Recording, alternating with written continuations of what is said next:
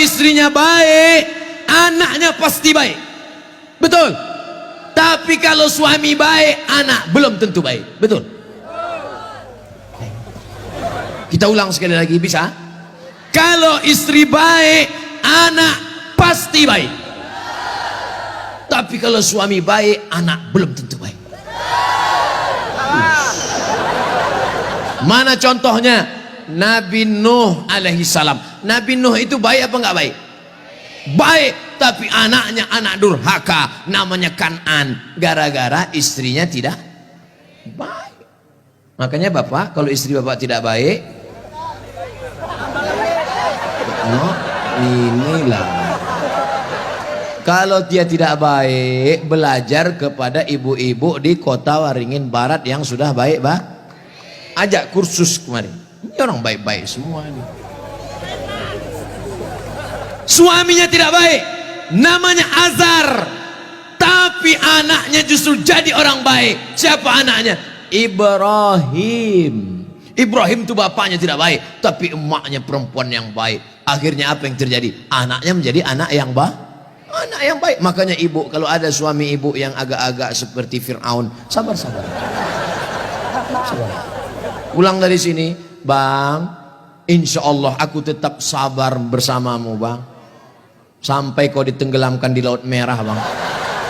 Karena kata Ustadz Somad tadi, insya Allah anakku akan menjadi baik. Suami ibu boleh jadi tak baik, boleh jadi dia perampok, boleh jadi pecandu narkoba, boleh jadi dia sakau, tapi ibu masih ada satu harapan.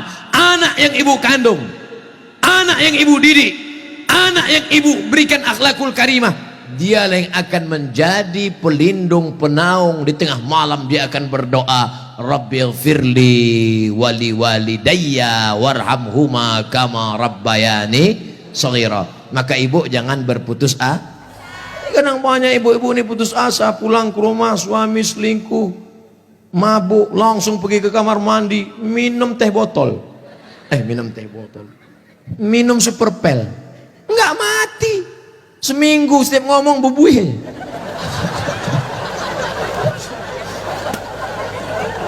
Ibu harus tegar, ibu harus kuat, ibu ada harapan. Harapan ibu siapa? Anakku akan jadi polisi, amin. Anakku akan jadi tentara, amin. Ibu sekolahkan saja anak ibu sesuai bakatnya. Perhatikan anak ini bakat. Anak saya suka main layang-layang, berarti jadi pilot helikopter. Anakku suka mandi hujan, angkatan laut.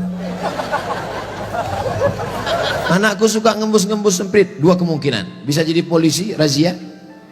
Bisa jadi wasit sepak bola. Yang parkir jangan. Ibu jangan sebut tukang parkir. Karena pada dasarnya kita semua ini adalah tukang parkir. Kita ini semua tukang parkir. Tirulah iman tukang parkir. Mobil mewah harga 2 miliar. Mundur betul parkir. Setelah begitu diambil mobil ini, adakah tukang parkir yang marah? Enggak ada. Ada nggak tukang parkir ngamuk-ngamuk? Kenapa mobil ini diambil? Saya sudah menjaganya 2 jam. Enggak ada. Kalaupun ada berarti gila.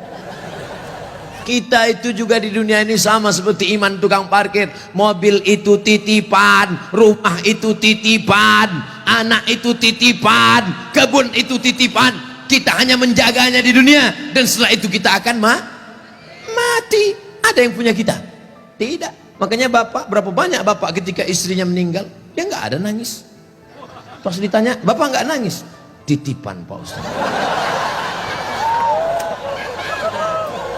Ustadz ini ceramah nggak enak, pas giliran mati istri aja. Oke, sekarang kita balik. Berapa banyak ibu-ibu yang imannya sudah mantap, dia menganggap ini semua titipan, hilang tidak apa-apa, meninggal suaminya, dia tegar. Ibu nggak nangis, titipan Pak. Tapi ada satu ibu menangis, papa, jangan kau tinggalkan mama sendiri, Pak. Pas ditanya sama tetangga, ibu nangis kenapa? Warisan dikit. Tapi itu tidak ada di Kobar. Jauh di sana, jauh di pinggiran Pangkalan Bun. Yang di sini semuanya baik-baik, betul? Ibu menerima mereka bukan karena hartanya, tapi karena mereka mampu membimbing ibu dan anak-anak mencari ridho Allah Subhanahu wa taala.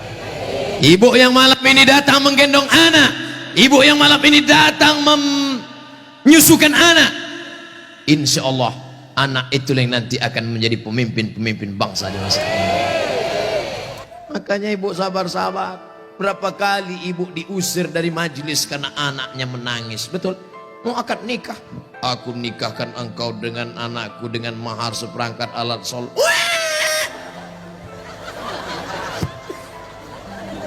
Berapa kali di majelis kematian ibu diusir. Betul? Ada orang kaya meninggal, datang anaknya, mantunya, cucunya pakai baju hitam semua. Nama kelompoknya Men in Black. Sudah siap-siap mau menangis bersandiwara. 1, 2, 3. Rupanya anak ibu lebih kuat lagi nangisnya.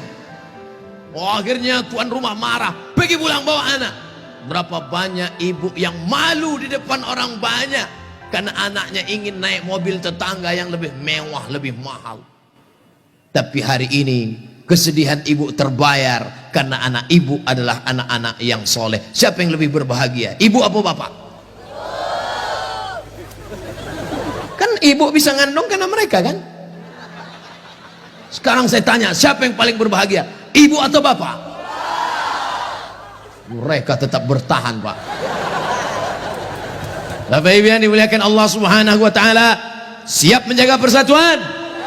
Jaga persatuan, karena negeri yang kita bangun dengan indah ini akan jadi hancur berkeping kalau tidak ada persatuan dan kesatuan. Betul? Maka persatuan ini sama seperti tiang gawang. Kok Ustaz tiba-tiba ingat tiang gawang? Itu tiang gawang. Itu tiang gawang. Ibu jaga gawang, jangan sampai kebobolan. Bapak striker, penyerang. Papa, silakan kau pergi sejauh mata memandang, tapi di hari petang kau harus membawa uang. Untuk apa? Untuk anak-anak kita, supaya dia tidak makan riba, makan haram. Striker tidak pernah diejek oleh kiper. Kiper tidak pernah marah-marah. Apa kata kiper? Hei striker, kok enak aja di sana, tolong gantian kau jaga sini. Tidak ada, karena mereka sudah siap bagi-bagi bagi tugas. Ceramah di tanah lapang, Ustaz Somad. Ceramah di stadion, Ustaz Somad. Ceramah di TV, Ustaz Somad. Ceramah di YouTube, Ustaz Somad. Tapi yang ngajar di pesantren, yang ngajar di ma'had, yang ngajar di sekolah, para habaib dan ulama, kami udah bagi-bagi tugas. Makanya Habib ulama nggak pernah ngaji. Apa itu Somad itu? Ceramahnya di lapangan aja. Apa itu Abu Somad itu? Ceramahi ibu-ibu aja. Ustaz gatal.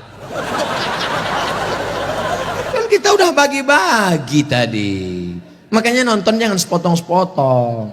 Kesana 45 menit, kesini 45 menit, belum, sebentar lagi habis.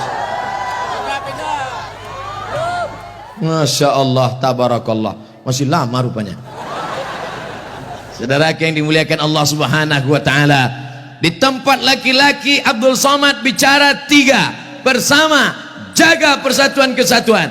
Yang kedua, ramaikan masjid dengan sholat berjamaah. Yang ketiga, makmurkan masjid dengan belajar agama, fikih, hadis, tafsir. Siap mengamalkan yang 3? Yang perempuan, yang pertama, ibu jangan sedih, ibu jangan depresi, hadapi masa depan. Didik anak-anak menjadi anak-anak yang soleh dan solihah.